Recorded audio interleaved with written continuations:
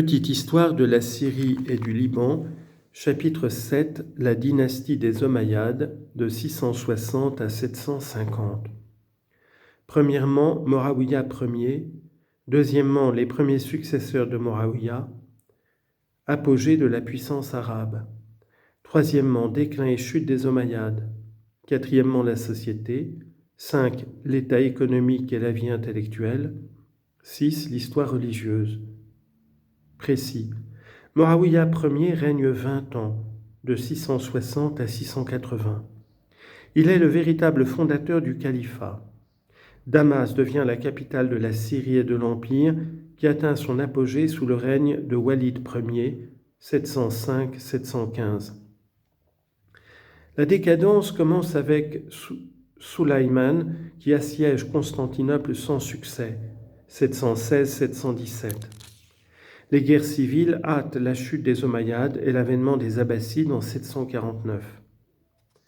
En 750, la bataille du Zab marque la défaite de Marwan II, le dernier des califes Omeyyades de Syrie. Premièrement, Morawiya Ier, 660-680. Voici comment, d'après un ancien document syriaque, fut inaugurée la dynastie des Omeyyades.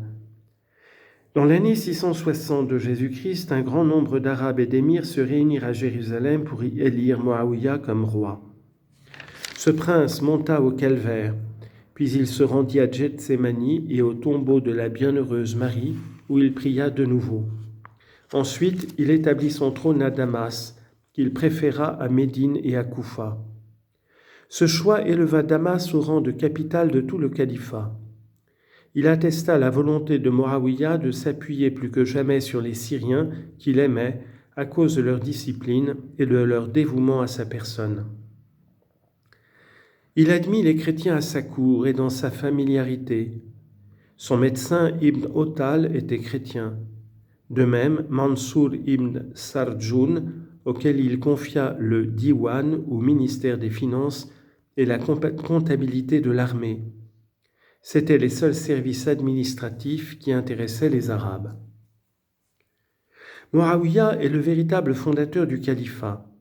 Pendant près d'un siècle, l'armée syrienne, formée par ses soins, étendit les frontières de l'Empire arabe, dont le centre fut la Syrie, et où les Syriens occupaient les premiers postes. Il mourut à Damas, âgé d'environ 75 ans.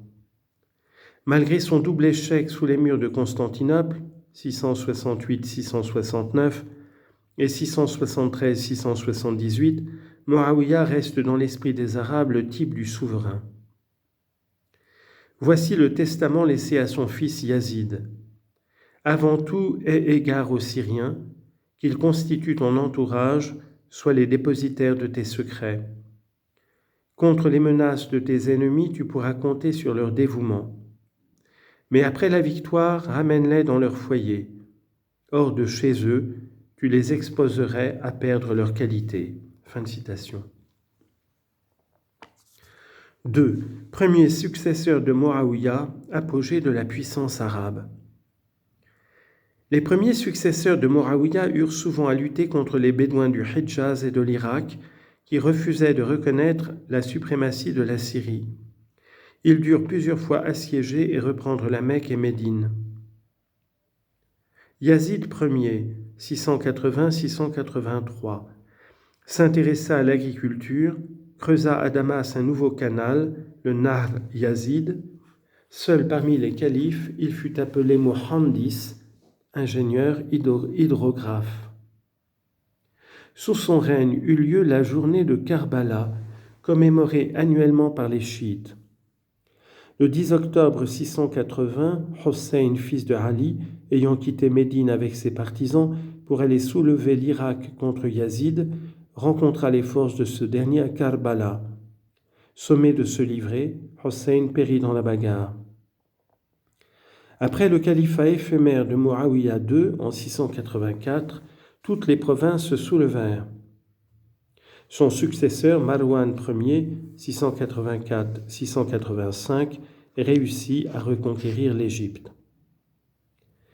Abdel Malik, 685-705, fit construire la mosquée de Jérusalem, appelée abusivement mosquée d'Omar. Il allait entrer en campagne contre l'anticalife Ibn Zubayr quand il se trouva aux prises avec les Mardaïtes. Ces bandes venues d'Anatolie se joignirent aux Maronites et aux autres chrétiens de la montagne pour inquiéter les Arabes. Abd el-Malik dut pactiser avec ses envahisseurs. Le règne de Walid Ier, 705-715, marqua l'apogée de la puissance arabe. Les armées du calife pénétrèrent à l'est jusqu'au Turkestan et en Occident jusqu'en Espagne. Autoritaire et chauvin, Walid enleva les grandes fonctions administratives aux chrétiens pour les confier aux Arabes. Il confisqua la basilique Saint-Jean de Damas et la transforma en mosquée, la mosquée actuelle des Omeyyades, dite des Omeyyades. Après la mort de Walid commence le déclin de la puissance arabe.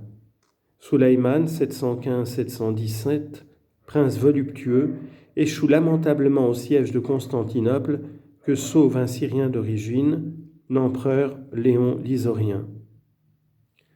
Depuis Abd el-Malik, les Omeyyades négligent de résider à Damas. La division se met parmi les Arabes de Syrie et se partage en Caïssites et Yéménites, ceux-ci originaires du Yémen, les premiers venus du centre de l'Arabie. Ces dissensions achèvent d'ébranler l'autorité des Omeyyades. Dans les provinces, les soulèvements se multiplient. Sous le califat de Hisham, 724-743, les Francs infligent aux Arabes une sanglante défaite à Poitiers en 732. Walid II, 743-744, souverain, poète et artiste, constructeur du merveilleux palais de Mshatta en plein désert, périt assassiné. Le dernier des Omeyyades, Marwan II, 744-750, excellent général et surnommé l'âne à cause de son énergie, réussit d'abord à dominer la situation. Il étouffa la rébellion dans la bataille de Ain-Jar dans la Beqaa en 744. Mais il s'aliéna les Syriens en transportant sa capitale à Harran en Mésopotamie. Leur mécontentement se manifesta par des soulèvements. Cependant, les Abbassides, ainsi appelés de leur ancêtre Abbas, oncle du prophète, avaient préparé en secret la révolution qui devait leur assurer le califat. Abu Muslim groupa sous la bannière noire tous leurs partisans. Ces victoires permirent à l'Abbasside Saffah d'être proclamé calife à Koufa en novembre 749. Marwan II, battu à la bataille du Zab, affluent du Tigre, en janvier 750, dut s'enfuir et fut tué en Égypte en août 750. Les autres membres de la famille furent massacrés. Un seul échappa, et ses descendants rétablirent en Espagne la dynastie des Omeyyades. Toujours divisés entre eux, les Syriens essaieront trop tard de réagir pour sauver le trône de leur calife et reconquérir leur ancienne hégémonie. Tous les soulèvements seront impitoyablement réprimés. 4. La société sous les Omeyyades. On peut distinguer 3 classes sociales sous les Omeyyades. Premièrement, les Arabes. Ils forment la classe dirigeante. Ils sont soldats et pensionnés par le trésor. Leur nombre a pu légèrement dépasser 200 000 pour 4 millions de Syriens. Deuxièmement, les tributaires ou non-musulmans sans droit politique. Le commerce, la banque et les professions libérales ne sont exercées que par eux. Les apostasies sont peu nombreuses, le passage à l'islam ne les égalant pas aux Arabes. Troisièmement, enfin les esclaves, foule innombrable, sans cesse grossie par les prisonniers amenés des pays étrangers. Ils cultivent les terres et exercent des métiers pour le compte de leurs maîtres. La Syrie demeure paisible sous les Omeyyades. Les tributaires jouissent d'une tolérance appréciable. Leur activité et leur intelligence les enrichissent malgré le poids des charges fiscales. Pour les Arabes, c'est l'âge d'or. Les conquérants amassent des fortunes colossales dans l'exploitation des provinces.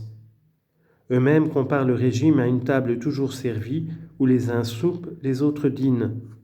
on n'observe aucune tentative de fusion entre Arabes et Syriens indigènes. 5. État économique et vie intellectuelle. L'agriculture est demeurée florissante, même dans la Palestine méridionale, si désolée de nos jours. Les pèlerins qui la visitaient trouvaient son sol excellent, favorable à la culture et aux fleurs. Malgré les obstacles mis au commerce par les douanes provinciales et les multiples taxes, l'exportation des produits syriens continuait. Si elle diminua du côté de l'Europe, elle trouva par contre un débouché nouveau vers l'Asie centrale. Le mouvement intellectuel restreint au culte de la poésie demeura presque nul parmi les Arabes de Syrie. Leur principal poète fut un chrétien, Artal, qui mérita le titre de chantre des Omeyyades. À Damas continua à subsister l'école célèbre d'où sortirent saint Sophrone, patriarche de Jérusalem, et saint André de Crète, tous deux damasquins. Mais son plus illustre représentant fut saint Jean Damascène. Saint Jean Damascène était le petit-fils de Mansour ibn Sarjoun, ministre de Moawiya Ier. À la fois théologien, philosophe, orateur, historien et poète, Jean défendit le culte des saintes images et dans ses controverses la liberté contre le fatalisme. Ses arguments ont impressionné certains parmi les musulmans syriens. Durant cette période, ce furent les chrétiens de Syrie qui initièrent les conquérants au progrès des sciences et des arts. Ils rédigèrent à cette fin les premières traductions de livres grecs et syriaques en arabe. Histoire religieuse. Tout en proclamant la suprématie de l'islam, les vainqueurs tolérèrent les autres religions et jusque vers la fin de la période omeyyade, la Syrie conserva son aspect de pays chrétien. Les innombrables sanctuaires et couvents palestiniens sont debout. L'immense majorité de la population est demeurée chrétienne. On n'exerça de pression que sur les chrétiens de race arabe, comme les Tanours, les Tarlibs, pour les gagner à l'islam. Les non-musulmans gardèrent aussi une certaine autonomie administrative et judiciaire. Les conquérants ne pouvaient les soumettre à la législation coranique et dédaignaient de codifier leurs droits. On laissa donc à chaque communauté ses chefs religieux chargés de juger d'après leurs lois et de réunir les impôts. Ces soi-disant privilèges achèveront de diviser les tributaires en les isolant les uns des autres. On trouve alors en Syrie 3 hiérarchies ecclésiastiques, chaque titulaire se prévalant du titre patriarcal d'Antioche, un monothélite, un melkite, un jacobite. On peut également distinguer 3 rites ou nations. Premièrement, les Syriaques, adversaires à cette époque du concile de Chalcédoine, ils sont encore appelés jacobites et monophysites. Deuxièmement, les Melkites, ainsi appelés à partir du 5e siècle parce qu'ils sont fidèles au concile de Chalcédoine auquel se rallia l'empereur Marcien. Troisièmement, les Maronites, ainsi nommés en souvenir de saint Maron. Primitivement groupés autour de son célèbre monastère dans la vallée de l'Oronte, ils se réfugièrent dans le Liban à l'époque de la conquête arabe. Quant aux Juifs, ils jouirent sous les Omeyyades d'une moindre considération que les chrétiens. Il leur fut interdit, comme sous les Byzantins, de s'établir à Jérusalem.